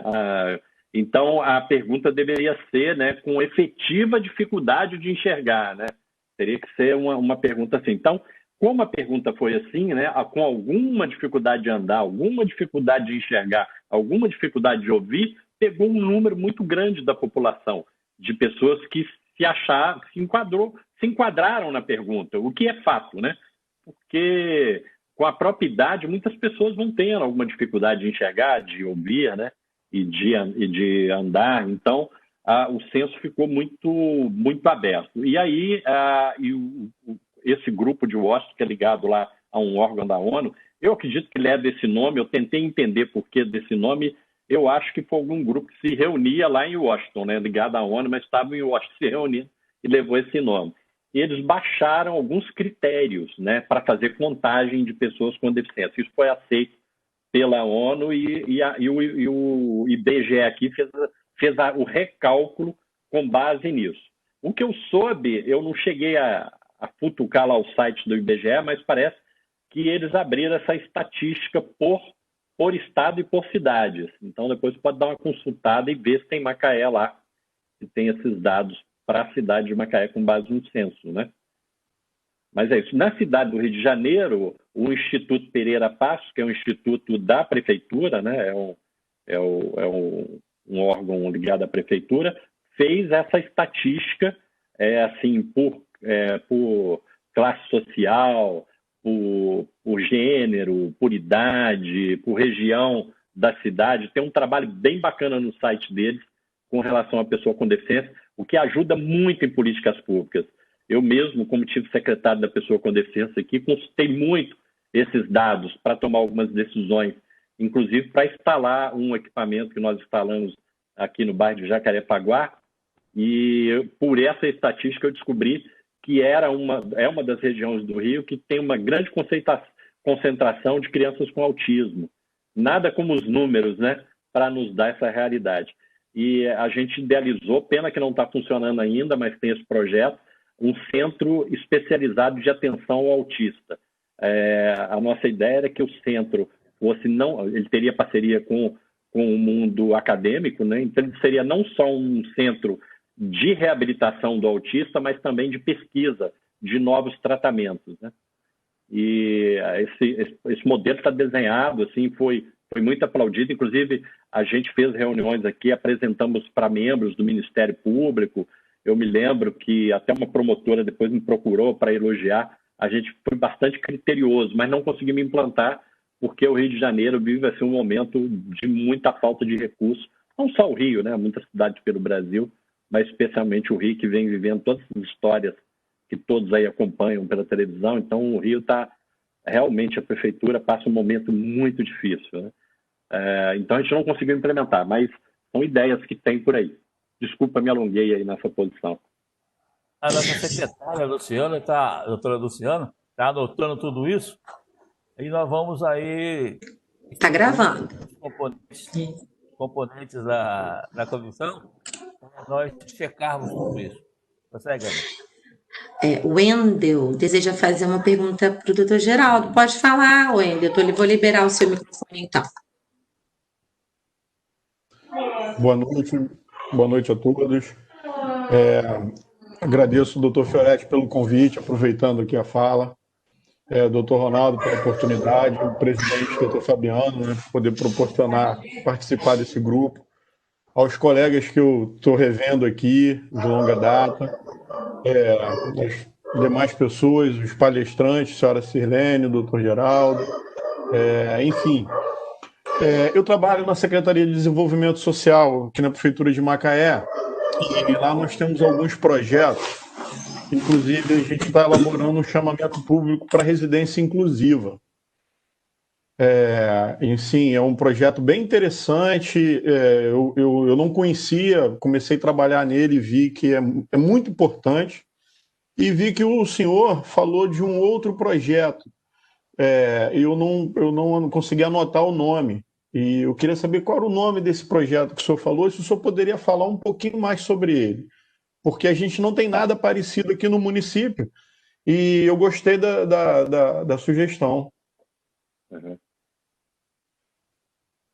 Wendel, a gente tem, bacana a sua pergunta, porque isso é muito importante, a gente precisa falar disso, de residências, né? A gente tem no Rio de Janeiro também um modelo de residência inclusiva, até valia a pena aí, quando você pudesse, dar uma chegadinha e visitar esse projeto, né? São 5 casas, né? Eu tive a oportunidade, inclusive, quando eu cheguei na prefeitura, as casas estavam muito abandonadas, né? Assim, caindo fio, rampas quebradas, lodo na parede, enfim, estava um horror. Eu tive a felicidade, rapaz, de deixar essas casas um brinco. A gente conseguiu reformar, mesmo com a falta de recursos. Inclusive, o pessoal até brinca muito, eu sempre conto isso, porque eu gosto muito da cor amarela, né? E o pessoal sabia, aí em minha homenagem pintaram 2 casas de amarelo, e são as mais lindas mesmo, sabe? Por coincidência, são as mais bonitas. Eu moraria lá, assim, tranquilamente. E as casas ficaram um brinco, são todas acessíveis. A gente conseguiu, através de uma parceria, trocar todos os equipamentos da casa, né? Frigobar, geladeira, máquina de lavar, tudo novo, tudo zero, trocamos tudo. E eu fiz contato também com um hotel de luxo aqui da cidade do Rio, que pediu para não citar o nome. Eles estavam trocando a rouparia, uma rouparia nova, porque é um hotel de luxo, então troca a roupa ainda muito boa. Aí me doaram toda a roupa, mas foi tanta coisa que eu tive que fazer doação para outros lugares, porque a gente não conseguiu usar tudo. Estocamos uma roupa e eu cheguei lá, achei moradores, cada 3 usando uma toalha. Cheguei e achei isso. Então, assim, por que não tem o gestor público, não tem esse olhar, né? Porque geralmente esse público é um público muito excluído, né? De moradia de residência inclusiva. É a pessoa com deficiência que perdeu a referência familiar. Então, geralmente é aquele cara que não vota, que não tem a família para votar, é o esquecido, que não tem voz para ninguém gritar por ele, né? Então ele fica abandonado num canto. Se sobrar alguma coisa, esse resto vai para aquelas pessoas, né? Então, enquanto a gente tratar pessoas, né, dentro de uma rede nossa, principalmente pública, a gente como gestor público, tratar pessoas desta forma, quer dizer assim, nós somos cidadãos ainda considerados cidadãos muito inferiores, né, precisando de evolução, porque se a gente não consegue ter um olhar para uma pessoa que tem uma fragilidade deste tamanho, a gente vai olhar para quê? A gente vai olhar para o dinheiro, vai olhar para a riqueza, para o interesse pessoal, para o próprio umbigo, né? Então, assim, eu acho que esse modelo que você está criando aí é uma coisa que humaniza muito a gestão de quem trabalha com isso, né? Porque muda seu olhar como gestor, né, para uma questão muito humana e que não te gera retorno nenhum, mas te gera, assim, o retorno é a satisfação pessoal de realização e a sua consciência tranquila, né? É um sono tranquilo que você dorme. E é uma felicidade a gente chegar e ver uma casa dessa funcionando com todos os equipamentos novos, com equipes realmente dedicadas. Isso é muito bacana fazer esse trabalho. Agora, o modelo de vida independente que nós não temos no Rio, né? Eu, na época, tinha conversado com o prefeito, ele me falou para escolher o terreno, eu estava escolhendo, né, um dos terrenos, e separou, a Secretaria de Obras separou um dinheiro, a gente ia construir um condomínio, que era a minha ideia, era construir um condomínio. Esse modelo, ele é um modelo que, para morar pessoas que têm uma independência relativa, por exemplo, um jovem com síndrome de Down, ou até um casal, né? A pessoa se casa, ou com um autismo, mas com uma independência, ou até uma deficiência física, né? Um paraplégico, um tetraplégico, mas com a intelectualidade preservada, poderia morar num local desse, desde que ele tenha um apoio. Então, a ideia é você criar um condomínio, assim, uma ideia básica que a gente está tendo aqui, né? A gente está evoluindo essa ideia, mas era você ter primeiro, assim, ser uma construção do poder público, porque o poder público tem terreno aí que está se perdendo, está abandonado aí, servindo para depósito de lixo, então não é um investimento, está ali, é aproveitar em favor da sociedade aquilo que está ali jogado, né? Então pega-se um terreno desse, com recurso da prefeitura constrói, essas unidades vai cair o preço, porque ela já tem um preço custeado pelo poder público, né? E a ideia nossa seria fazer uma parceria público-privado, né? Você ter a participação de empresas e também das próprias pessoas que vão morar, e seria pago uma espécie de aluguel, de um valor que pudesse ser suportado pelas famílias ou por essas pessoas que estão morando.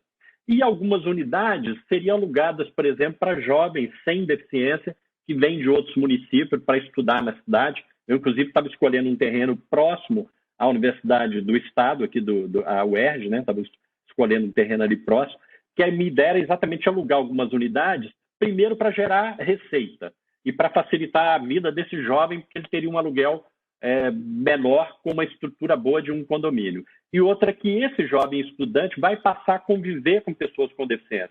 Você não é uma pessoa que está se formando em direito, está se formando em qualquer profissão e está convivendo no dia a dia dele, às vezes almoçando junto, vendo a dificuldade, vendo as facilidades, rindo com um, ficando amigo de alguém. Então isso muda esse jovem e muda aquelas pessoas que estão ali, que estão convivendo, não é um gueto, então ela está convivendo. Esse condomínio tem os portões abertos e essa pessoa vai à rua, né? Ela pode ter o seu, por exemplo, o seu benefício da prestação continuada, que é muito conhecido como LOAS, e com esse recurso ela vai ali no mercado, compra suas coisinhas, traz para o seu quarto. O condomínio teria uma equipe mínima de administração do condomínio, né?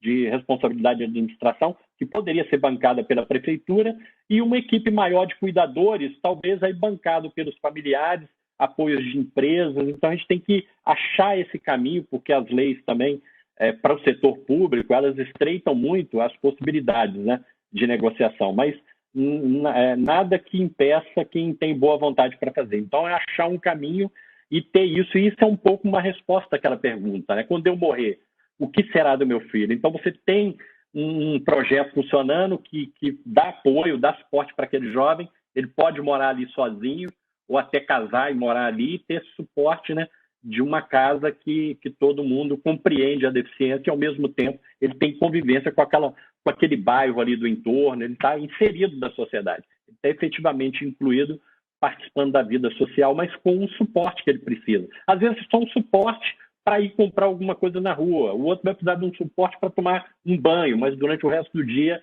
ele está sozinho, né? Está se virando sozinho. Então é esse modelo que a lei traz, né? Que é um modelo bastante avançado e já existe lá fora. Agora, o modelo de residência inclusiva, que no Rio a gente acabou dando um nome de moradias assistidas, porque ela tem essa assistência maior, no Rio de Janeiro a gente tem equipes 24 horas por dia, porque aí são jovens com muita dependência, né? Tanto a dependência por falta de mobilidade física, né, em alguns casos, e uma grande maioria, por questões de deficiência intelectual grave, né, severa, né? Então, assim, tem uma dependência total. Aí a gente tem uma equipe de cuidadores, nós temos um carro sempre de plantão, tem um assistente social responsável por cada casa. Vale a pena se visitar para ver essa estrutura e, com certeza, você vai gostar das casas, porque as casas são brinco. Só agora, se você demorar uns 5 anos, eu não sei como é que você vai encontrar essas casas de novo. Mas esse ano aí, o ano que vem, elas ainda... até 5 anos elas vão ficar boas aí. Foi feita uma reforma verdadeira lá e séria. Projeto bem bacana. Obrigada, doutor Geraldo. Wendel, quer acrescentar alguma coisa? Só agradecer, tá bem explicado. E eu aceito o convite, sim. Eu lá para conhecer, até para a gente agregar o nosso projeto aqui. Obrigado pela explicação, doutor. Eu gostaria de constar a presença de João José de Barcelos, da Associação de Basquete sobre Rodas, aqui de Macaé. Excelente presença. João José, muito obrigada pela sua presença. Tem algumas perguntas aqui interessantes, o Mupan, tem ainda da Amada.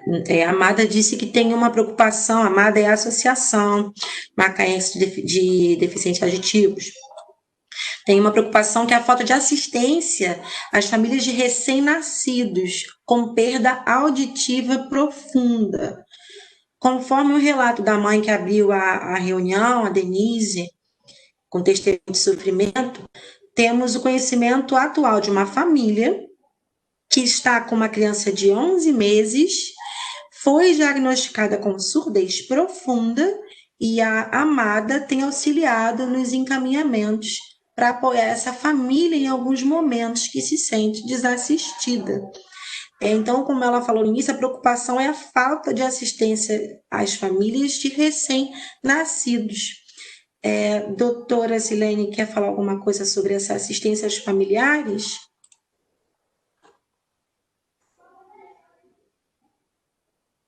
Essa questão da assistência aos familiares, ela depende basicamente de políticas públicas, né? Então, por isso que quando nós falamos antes desse cadastro de inclusão, em que efetivamente o poder público ele tem conhecimento, e aí eu acho que a presença do Wendel, ela vem bem nesse sentido também, representando o município, o município precisa conhecer, desde o nascimento, né, quem são as pessoas com deficiência, a fim de poder efetivamente identificar e prestar esses apoios necessários.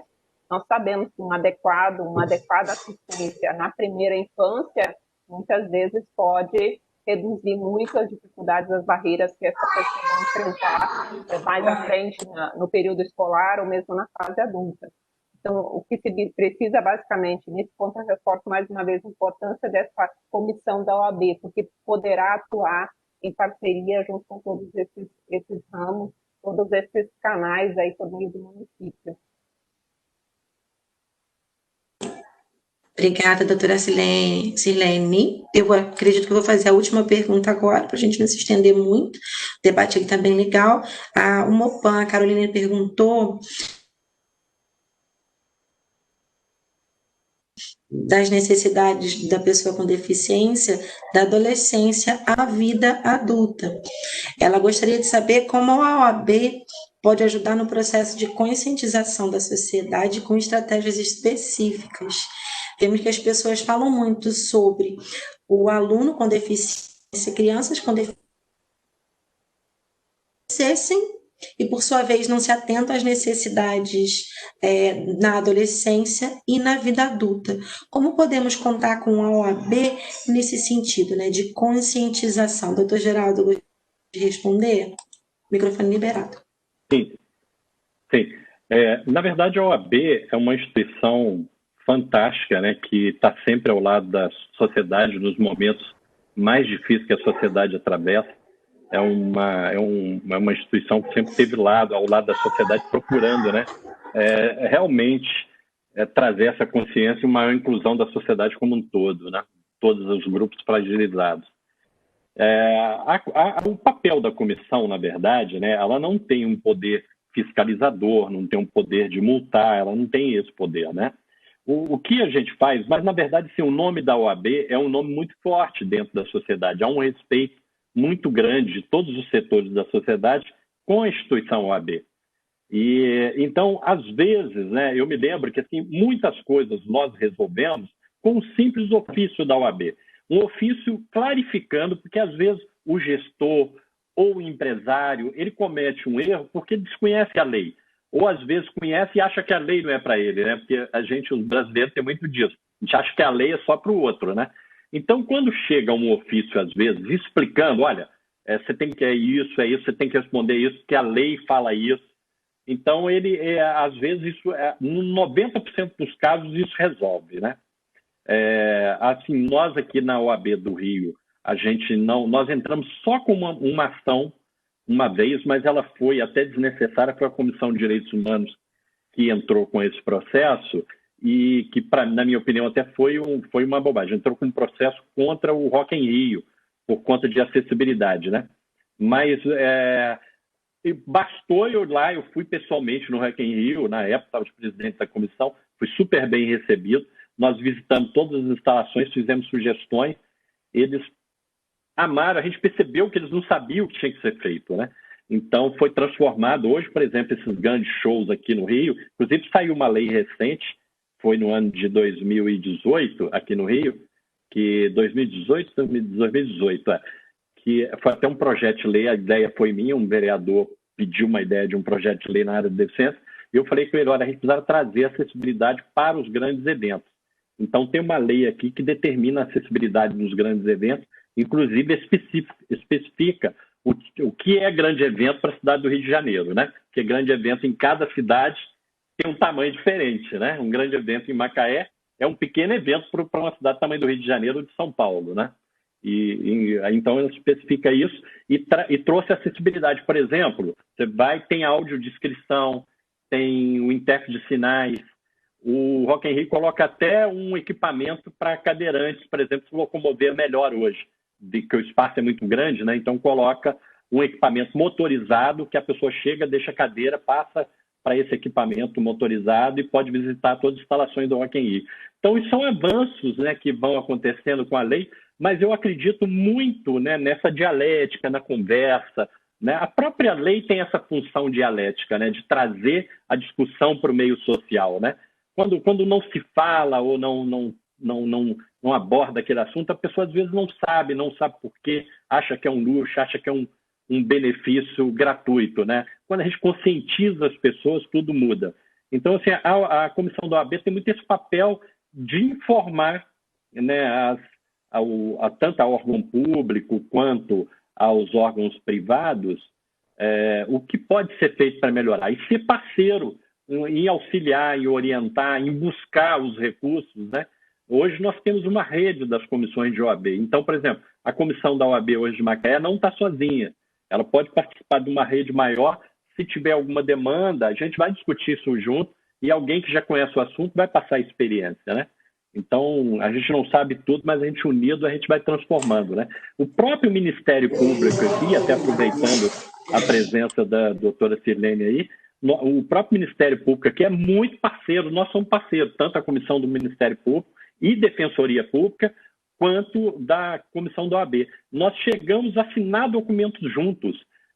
Eu lembro que eu assumi a gestão aqui no início desse governo, foi em 2017, né? Agora eu não estou na gestão, mas quando eu tinha assumido, antes, no mês de dezembro de 2016, estava mudando a gestão, né?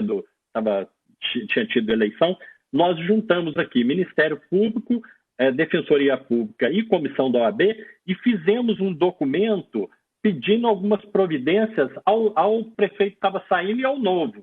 Então, pegamos dois, assinado pelas 3 instituições. Coincidentemente, eu assumi a gestão, era tudo na área da deficiência, quando eu assumi a gestão da deficiência, caiu tudo no meu colo.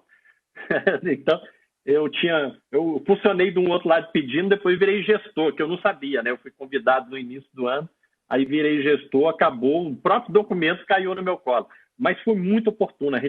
Com isso, a gente conseguiu fazer transformações profundas, e uma delas foi no decreto que estabelece gratuidade do transporte urbano aqui do município.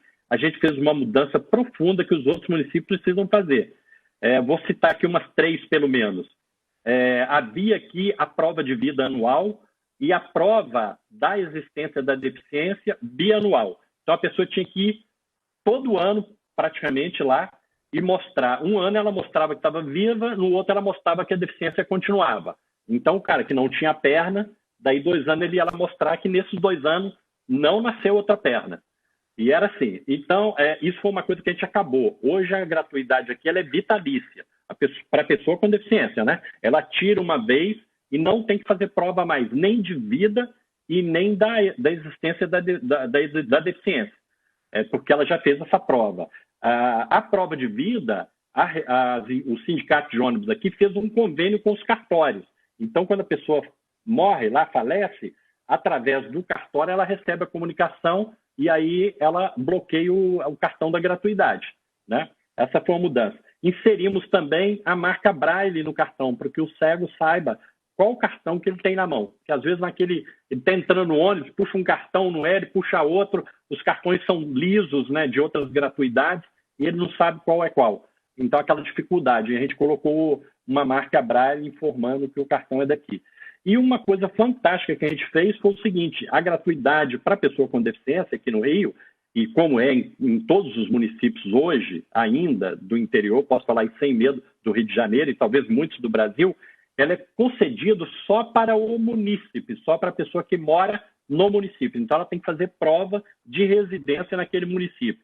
O que acontecia no Rio? O Rio, que tem as cidades da Baixada, né, a Grande Rio, né, que estão no entorno, a maioria das pessoas trabalham aqui, estudam na capital, né, ou faz um tratamento, e ela tinha que burlar a lei, ou a norma, né, que era um decreto, tinha que burlar inventando um endereço na cidade do Rio.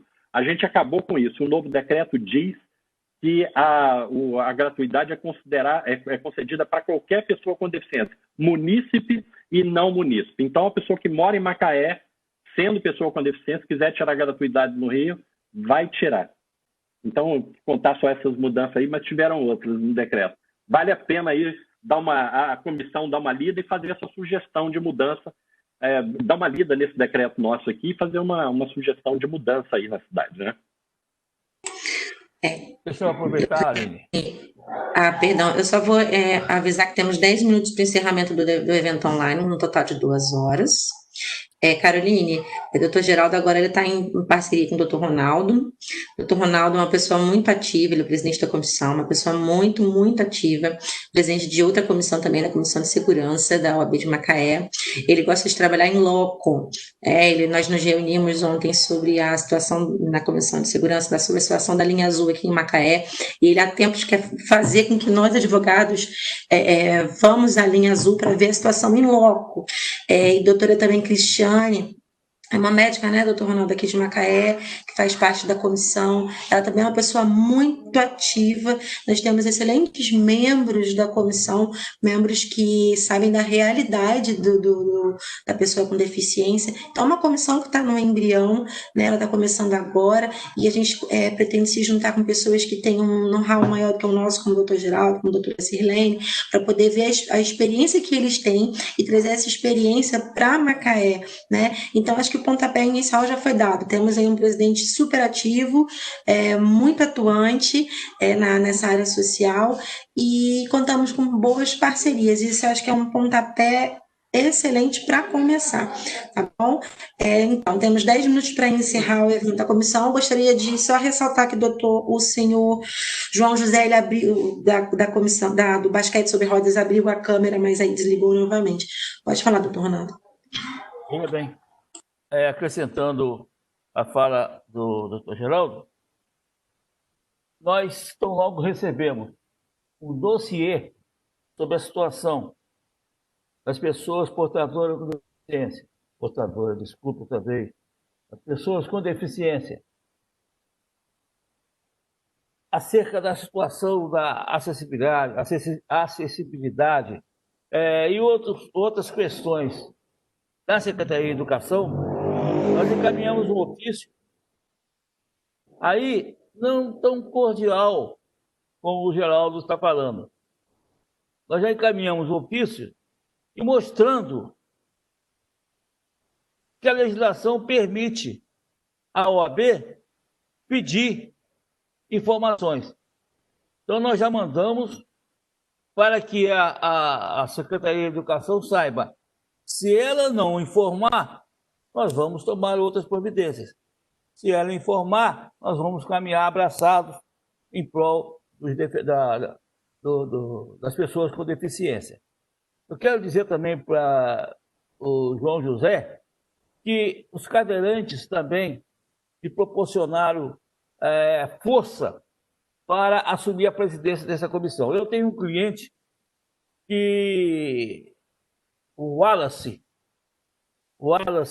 ele já até convocado para a seleção brasileira, né? Então, ele foi com 9 ou 10 anos, ele usou um haste de ferro e colocou na rede pública, perdeu as pernas, e hoje foi convocado para a seleção brasileira. Isso me impressionou e me ajudou a assumir essa presidência da comissão, assim como foi tudo que a Rubiana vivencia, tudo que a Rubiana encontra, as dificuldades que ela encontra, isso tudo me permitiram prejudicar o meu trabalho profissional. Não prejudicar, mas tirar um tempo do meu trabalho profissional no escritório para tentar pelo menos ajudar as pessoas com deficiência. Mas leva meu abraço para o Wallace, que está lá na seleção. Pode contar com a gente. A Amada também pode contar conosco. O pontapé inicial já foi dado. Nós estamos chegando ao fim do nosso evento. Agradecemos penhoradamente a doutora Sirlene Zimmermann por continuar conosco, estar sempre pronta a nos atender.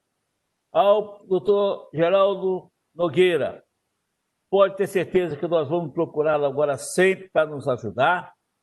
E a todas as associações, as instituições que se fizeram presente hoje ou não, elas serão convidadas para participar das nossas reuniões internas, no sentido de buscar soluções para os problemas. Porque eu Não conheço os problemas.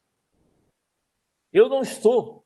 Eu tenho uma sobrinha autista, mora em Campos, me preocupa, mas eu não conheço os problemas de Macaé nesse sentido. Então, eu preciso do apoio, outras pessoas precisam do apoio para que nós possamos. Então, nós estamos selecionando os advogados que compõem a nossa comissão.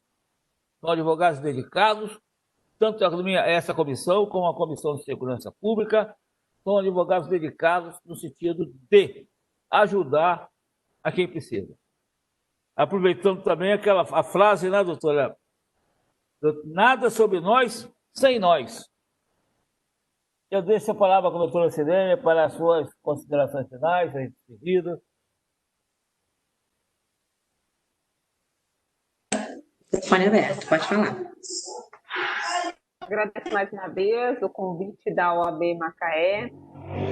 O trabalho segue à disposição. Foi uma grande satisfação compartilhar essa mesa, ainda que virtual, com o doutor Geraldo Nogueira. Ainda não tinha tido a oportunidade de debatermos juntos, então para mim foi um aprendizado enorme, uma grande satisfação, e deixo o Ministério Público do Trabalho à disposição para que esse trabalho realmente se solidifique, cresça, frutifique, assim como a gente falou no início, o Dia Nacional de Luta, que é no dia 21 de setembro, e que vem junto com a primavera, que o movimento floresce, que ele de fato floresça em Macaé e nos traga muitos frutos.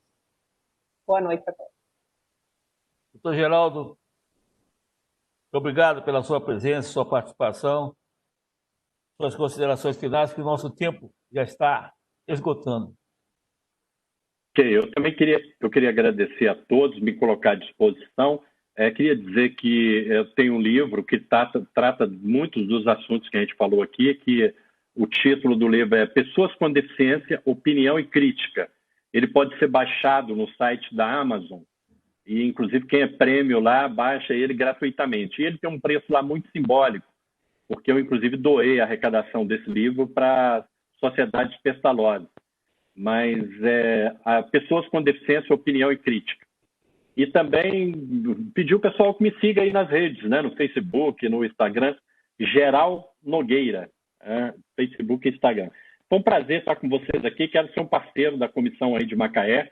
Quando nós fundamos a comissão da seccional, não havia nenhuma comissão no estado do Rio de Janeiro, foi a primeira. Eu custei arrumar 5 colegas para tocar a comissão comigo, e hoje eu tenho a felicidade de ver mais de 40 membros na comissão da OAB aqui, da qual eu sou presidente de honra, e ver que hoje nós temos, parece que já chegaram a 30 comissões espalhadas pelo Estado. Nós somos 62 subseções e tem 30 comissões. Então, a gente já, daqui a pouco, vai ter comissão em todas as subseções da OAB. É isso, gente. Muito bom estar aqui falando com vocês. Obrigado. Muito obrigado a todos. Muito obrigado aos componentes da comissão, doutor Fioretti, doutora Aline, doutora Luciana, doutor Wendel, doutora Viviana, doutora Rubiana, doutora Raquel Anchieta, acabou de justificar a sua ausência. Muito obrigado às instituições presentes. Muito obrigado, doutora Denise Carvalho, pela sua fala. Doutora Denise é mãe do nosso colega, doutor Wagner Mota, que trabalha com o doutor Fabiano. É isso mesmo, dona? E agradeço a todos os presentes. Colaborem conosco. Nós vamos convidar gradativamente as comissões, as instituições, para participar conosco, para nos ensinar. Está encerrada, então, a reunião. Muito obrigado a todos. Encerrando a gravação. Estou encerrando a gravação agora. Esse vídeo vai estar disponibilizado nas redes sociais.